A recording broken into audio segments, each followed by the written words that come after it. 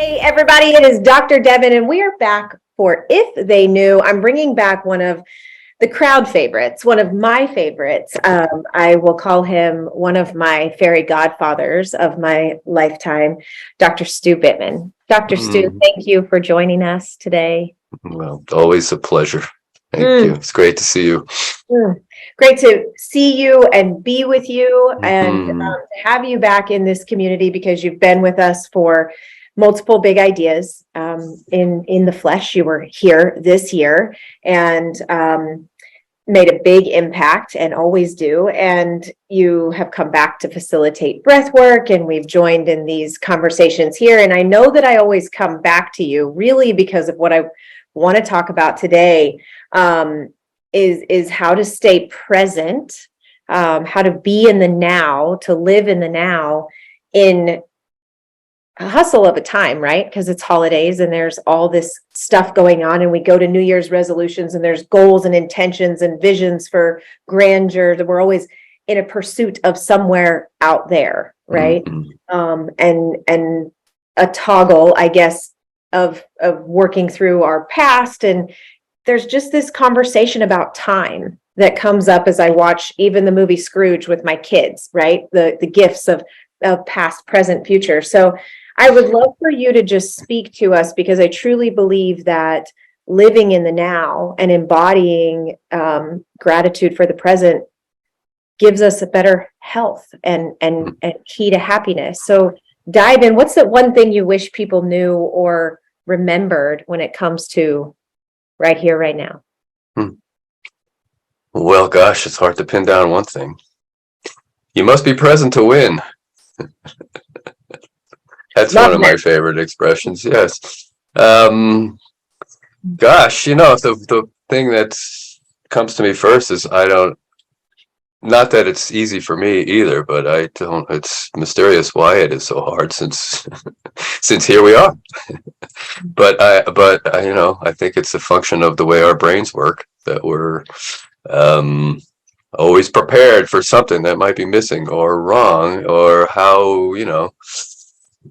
however, I think the key is that most of us don't spend enough time acknowledging and appreciating and celebrating who we are now, how we are now, because we're always, I guess, trying to be better, or thinking that when such and such happens, we'll be happier, or we'll be whatever we're looking for in life. And, to me, that's ironic, because those things are never anywhere but right here and now. And, we lose our access to that, or we leave. We leave. And of course, some of us are equally adept at time traveling backwards. I certainly have been, maybe as I get older, there's more of that, so if it was really better back then, or if it was really going to be better in the future, then I would see all this time traveling as being maybe a good thing. But there is no past. I mean, it's some electrochemical activity in our head. And it's incredible to me how often I have a different version of what happened in the past than the people who live with me and stuff. I have come to the point where I question that I have anything from the past, like right, or not right, but matching up to what actually happened. Anyway, it's kind of off the topic, but I did this assignment once in my ministry studies where I was to contact 21 people over 21 days that I thought I had wronged or hurt or something in the past. And a lot of these people were no longer on the planet, but I sort of did it energetically. But there were plenty of people who were, and I contacted them. And after about 11 of these, I just stopped, because nobody knew what I was talking about. They're like, what do you mean? I didn't take it that way. I don't remember it that way. But that's medicine that I hope each of us feels in a way, because part of what keeps us from the present, which I love, you must be present to win. I hope everybody write that down. But, that pulls us is, maybe regrets, maybe just thoughts or entanglements really in our perspective of what happened back there. And so that gift of, ownership, but also just surrender and release of that. I mean, it's so important. And imagine how free our physical body would feel if we weren't carrying all that stuck momentum or regret from the past. Right. And as a chiropractor, I'm sure you saw that, right? People would come in and say, I have neck pain, I have back pain. And yes, some of it is physical, and a lot of what we carry around, pain, sickness, dis-ease, is emotional. Is probably these entanglements we're talking about. And I'm sure you've seen, I had elderly people. I don't know what that term means anymore, because I guess I'm one of them. But Perspective, matter of but in my practice days, people seemed considerably older than I did. They'd get up after adjustment and they'd be like upright, and they'd be like, like a spring in their step, but you could almost see them as they're walking, like returning, so yes, which is why I didn't let people tell me about their back pain, because I could see their entire physiology going back to that, so sure. It's tough as practitioners, because I want people to feel seen and heard, and that attachment to story, or that reaffirming of stories, really doesn't help us in the here and now to bring all that baggage into this moment. And you're right. Thank you for correcting me. It wasn't that I didn't allow people. I didn't allow them to get too deep in their story. Yes. Right. It was like, I understand, because you're right. Absolutely right. People need to be heard. And it's a gift. So being able to open spaces when we care for them, as like, get it all out. And let's make an agreement that as we're focused on healing forward, let's try to limit how much we're like, and so, there's that. And then the converse of that. And I'm a mother of 5, and I run, a business here and there, whatever that means, and team leadership. Right. And so I am very future focused goals, because I help kind of field the turns as they're coming. But talk to us about what happens when maybe we're too caught up in over there or out there, what's coming. How does that maybe cost us the gift of the present? Well, your shirt is, giving me a message here. Yes. I mean, I think it's wonderful to plan for the future, and to expect miracles in the future, and to be hopeful for the future, but, and maybe that's just an acknowledgement that the only time we can do that is now. And so, but I think the danger lies in thinking the future is, for one thing, gonna stay on the same trajectory as the present. Whereas the fact is, we have no idea what's going to happen in this next millisecond. I mean, it's not like it's more than it hasn't happened yet. It hasn't been created yet. Yeah. So, and I think we do something in the realm of co-creating it when we plan for it in the future, and we have expectations or expectancies. But thinking that we need things to be a certain way in the future so we could be okay, that's the danger. That's the, like I used to say to my father in car trips, "Are we there yet?" And he would always say, "Yeah." and to me, he was just being snarky, but to me that was a very important spiritual lesson. Yeah, we are. Here we are. Here we are. And wherever you go, there you are. I mean, like, it is a testament to these little one-liners that really are pretty magical in their simplicity. That's why it's almost hard to talk about this without it seeming glib or something, and you have in your talk, because you can feel, guys, if you have seen Dr. Stu in person, if you've been at the Big Idea, really even in this conversation right now, I don't ever wonder if you're somewhere else, because I know you're right here. And when we facilitated the vortex in Sedona, or when you're doing breath, you can feel the vibration and presence when someone is really with you, and feeling held and safe, and what that does for the nervous system, and just feeling loved. And can you speak to how we could give to each other that, like how me embodying that with my children, talk to us about the gift of what that gives to our fellow humans. Yeah. First of all, I should share that we did a survey in my practice one time and asked people how long they thought they were with me, like how long an adjustment was taking. And the average was 7.5 or 8 minutes, something like that, people thought, but it was actually more like 2.5 or 3. And so I learned a lot that, I mean, I'd already obviously learned something, and I think that was purely a function of presence. It's not about time, folks. It's certainly not, because I think there was one time when I spent 20 minutes with people, and it probably seemed like 30 seconds to, to them because I wasn't there for most of it. So I practiced a lot. I mean, I think we need practices to bring us back, because it's not about staying there to me.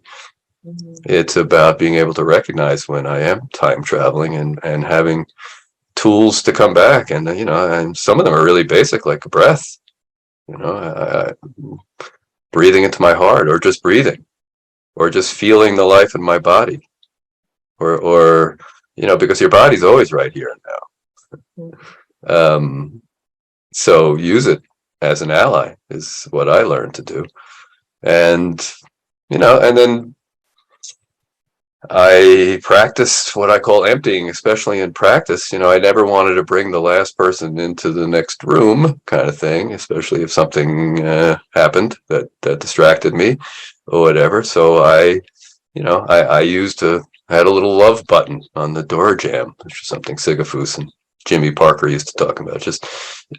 And the kids love to hit the love button when they went into the room. It was just something, and I would do it every time, just a reminder that I don't want to walk into this room with in past or future. The only thing I want to bring in this room is love and presence.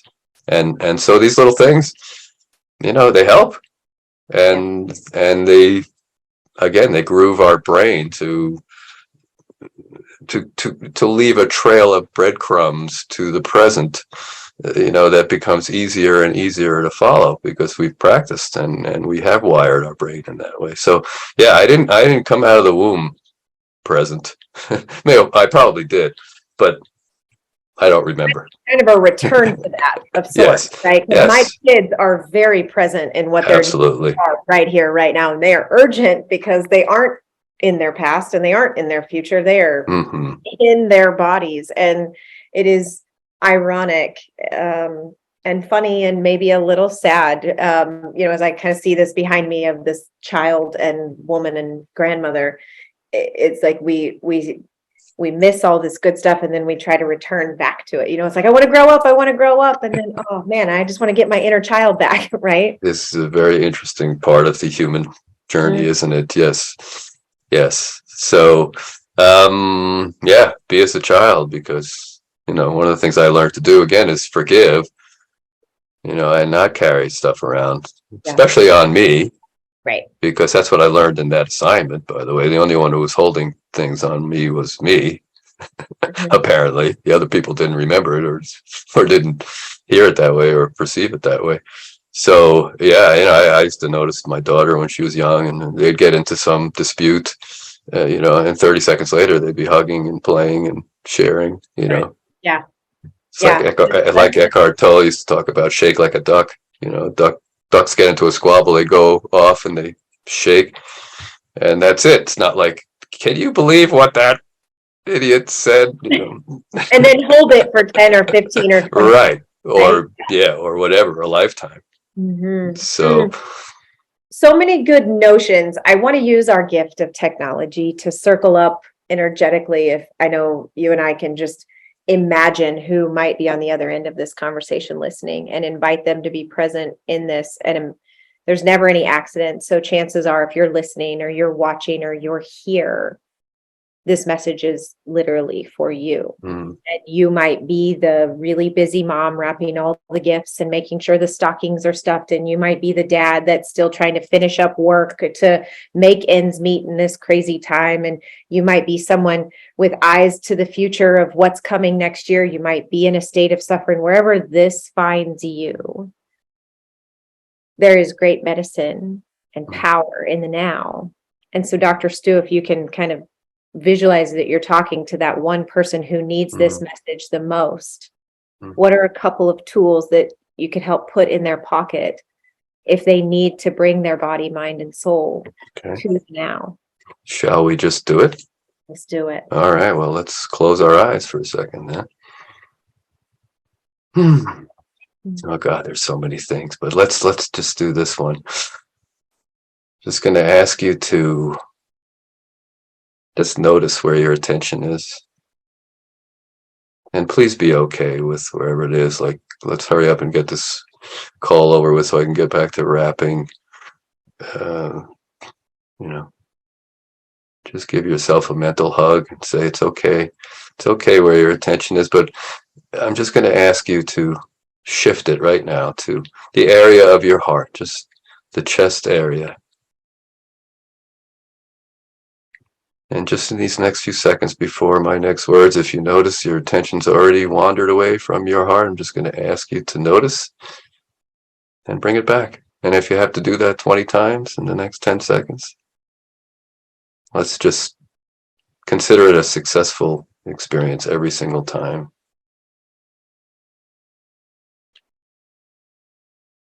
And with your next in-breath, I just want you to imagine that you're breathing directly into that beautiful heart space. And breathing out from.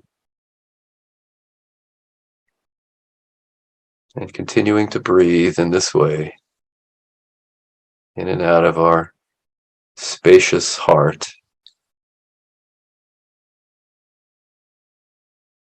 And again, bringing our attention back to this breathing in and out of our heart if we notice it's somewhere else or sometime else. And just maybe imagine your heart opening and softening with each breath.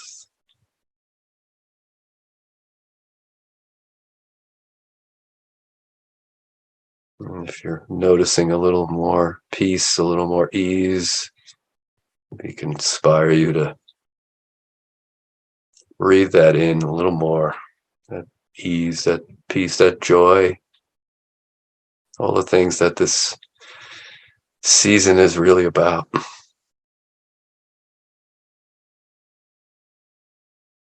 And imagine our bodies filling with that feeling, filling a bit more with each breath.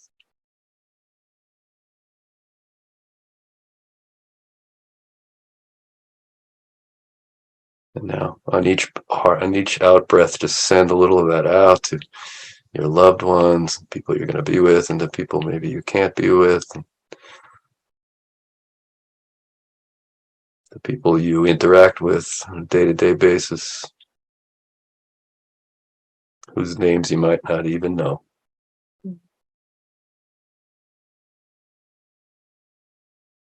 And just maybe quickly out to 7.5, 8 billion people.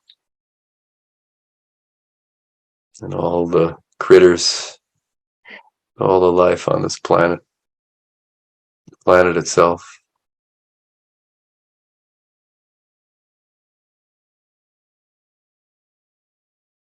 Just feel that breath connecting you to all of life. Breathe that in. One more deep breath in.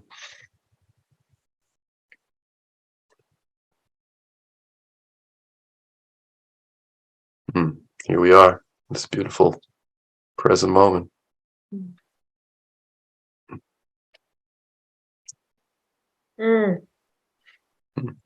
It's funny, these podcasts, this intention to create space for others. And as I fall into it, it's always exactly what I need. That's a big secret you just let out. Yes. Do you and I do these things just for other people? No. Yeah. No. Yeah. There's a longing in us all. And I really do believe,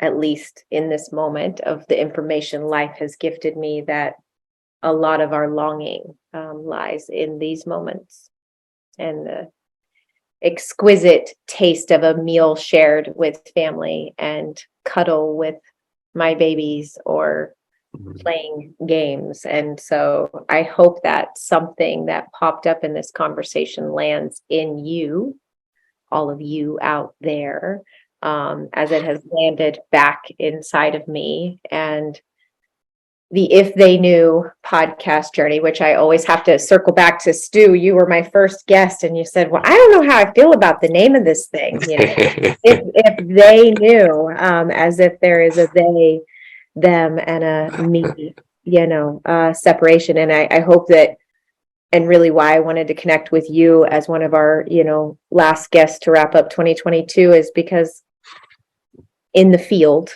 right, in the quantum field, we are one. And the way back home is what we just did, is to re-steady the soul. I will meet you there.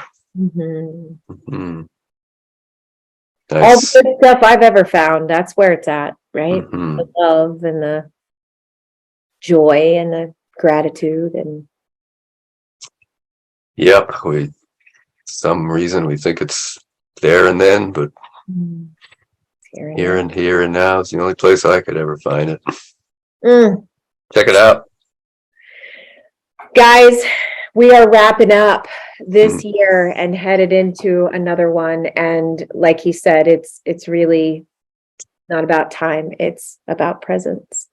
And so for anyone who believes that the holidays aren't about presents, maybe it really is, huh? The irony of it all. I will share some links so you guys can stay connected to Dr. Stu.